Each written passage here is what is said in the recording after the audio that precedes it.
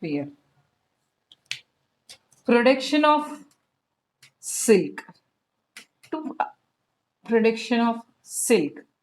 Silk is produced from a insect called silk moth. Name of the silk moth is Bombyx mori.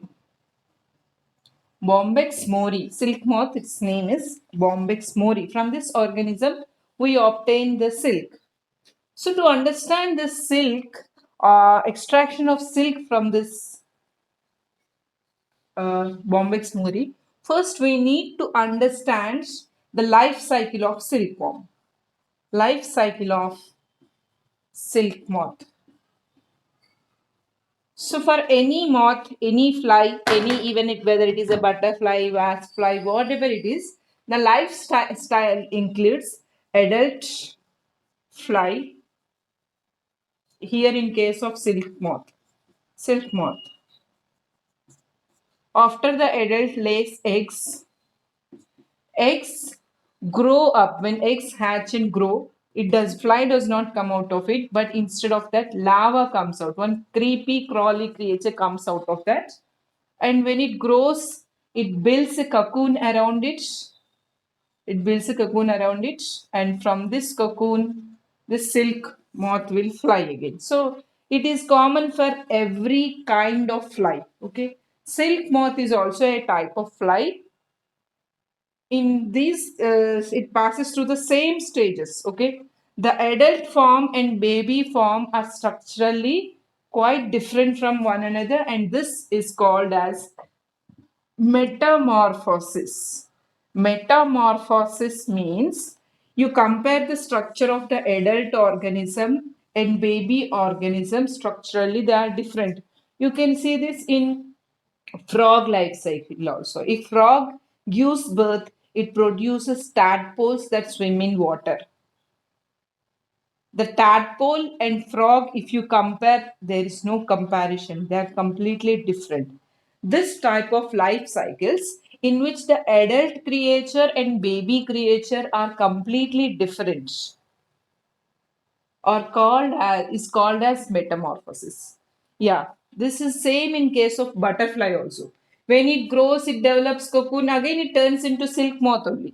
Okay, so which stage is very important for us is this larva stage is very important for us for silk moth production. The process of silk production is called as sericulture. Sericulture is production of silk from silkworm. Okay, so what happens during this life cycle is adult worm lays eggs on leaves. The leaves that it prefer is mulberry leaf. Mulberry leaves grow on silkworm grow on mulberry leaves, and on the leaves they lay eggs.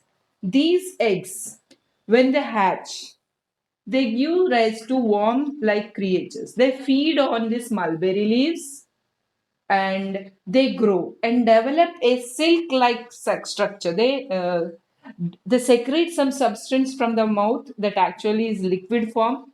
It winds around itself by turning its mouth.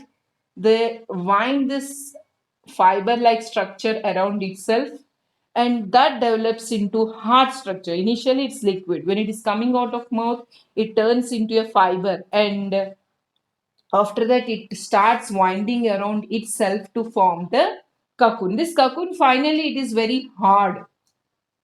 So it cannot, that fly cannot, the silk moth that is formed inside cannot come outside easily. It secretes one more substance to dissolve that cocoon, and it makes a hole in that cocoon and it comes out. Okay. What we should do, what the sericulturals do. Sericulture. What is sericulture? Production of silk from silkworm. The sericulturals, what they should do is before the silk moth flies away, they should remove the cocoon. They should take away the cocoon and they should separate the threads that are present in cocoon.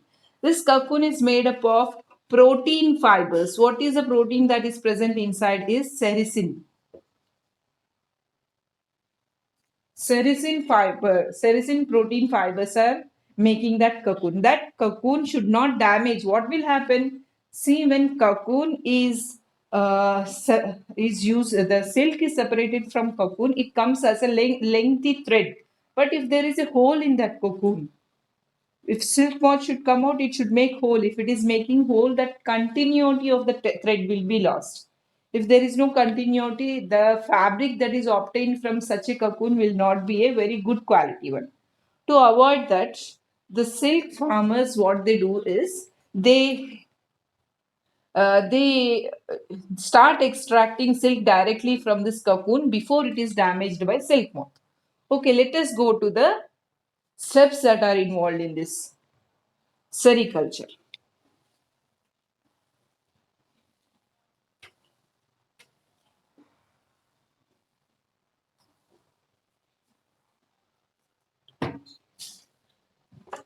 Silk moth, Bombyx mori, lays eggs on, lays hundreds of eggs. It does not lay one or two eggs. It lays hundreds of eggs on mulberry leaves. On mulberry leaves.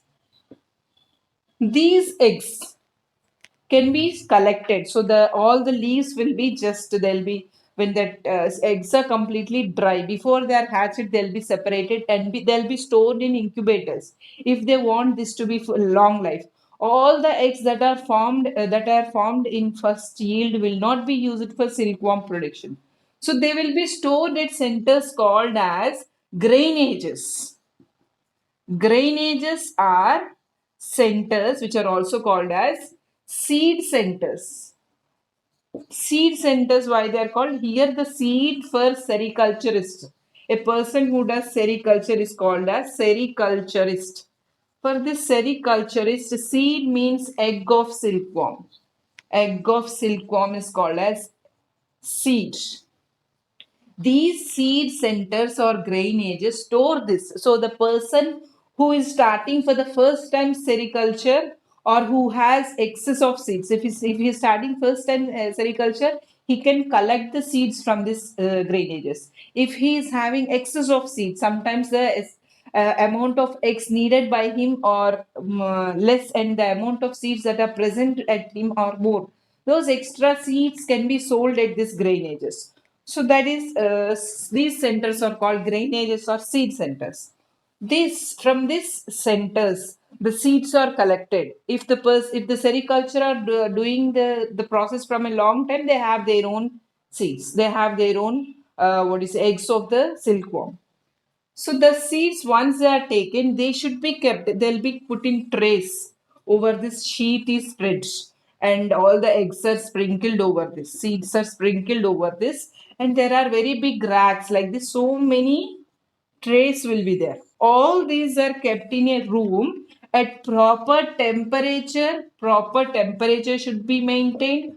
Proper humidity should be maintained for hatching of these eggs. Okay. So the room will have a temperature regulator and humidity regulator that should be monitored regularly. If there is any peak of temperature or the climate gets dried off, eggs will not hatch. Instead, they will be spoiled. So, it should be taken care that there is no infection inside. The room should be very sterile. Okay. After the eggs are hatched, next what they'll do is they'll add mulberry leaves to this. So, a sericulturist should also have a mulberry farm. A big farm of mulberry also should be grown along with this sericulture.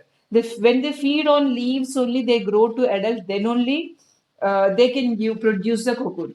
So this mulberry leaves are sprinkled over this. All the trays mulberry leaves are sprinkled. Slowly the worm in first day itself it will not climb on the leaves. It will take 2 to 3 days to climb over the leaf and start feeding on leaf. It takes a little bit of time. Once it start feeding the leaf, those leaves should be added at regular intervals of time. These seeds should be added to those trays. And one more thing is, if the seeds are there in the same tray for a long time, it may become unsterilized. We definitely those leaves are having some moisture in them. If they are like that for long time, fungus will grow and they'll spoil the silk worms. So no, to avoid the infection to silkworms, this sheet should be separate, cleaned for 4 to 5 days. Once the sheet should be cleaned, the leaves also they should be separated every day in the same. They should not grow. So what they'll do, they'll collect once they want to change the tray. How the changing of tray is how it is done. See, if they want to change the tray, what they'll do is they'll take one tray. On this already worms are there, leaves are there. On this leaves, worms are feeding already, so worms are there on this. Another tray they'll keep on this, which is having fresh leaves and it is meshy. So through this mesh, they'll come. So one tray is here. Above that, one more tray will be kept, which is having fresh leaves above that. And this second tray is meshy. So when it is placed like this, in for eating fresh leaves, these worms will climb into this meshy tray. After that, they are transferred into another tray. Just they'll go and they'll shed all the worms into a new tray. That is how the what is changing of trays is done. In that way, they maintain for 3 to 4 weeks. After that, what they'll do is they'll transfer them into bamboo rings. See, these bamboo rings have gaps, very convenient for cocoon formation. The organism, silk moth, which is forming cocoon, will try to find an area which is no, uh, which is having, it should be in contact with four sides. It like to form like that. So always you see that cocoons, if there is any cocoon, people who have gardens, they know that they try to find one corner place. So this type of bamboo framing will be very suitable for the formation of cocoon. So each square will be selected by one worm and it starts producing the cocoons. So when cocoon formation starts, the sericulture farmers know when the silk moth will be ready to hatch in maybe 1 week, or it will take 10 days. How much time it will take? Before, if it is suppose it starts coming out of cocoon on 10th day or 12th day, they should remove these cocoons from this bamboo basket on 9th day or 8th day itself. Okay, then only that cocoon is safe. Once all this cocoon is collected, they are hand picked. So most of the work in sericulture is done directly. They do it manually. All there are no machines for this. So whether it is adding mulberry leaves or seeding, seeds are kept in the chambers on the trays. Changing of leaves, everything is done manually. People do not hesitate to transfer them from one tray to another tray. So they are also all hand picked and they are collected in one uh, broth, boiling broth. So all these are added in boiling water, and when they are added, when these cocoons are added to that boiling water, the fiber that is present will loosen. Once that is loosened, they are connected, these all fibers will be taken and they are connected to one reeling machine.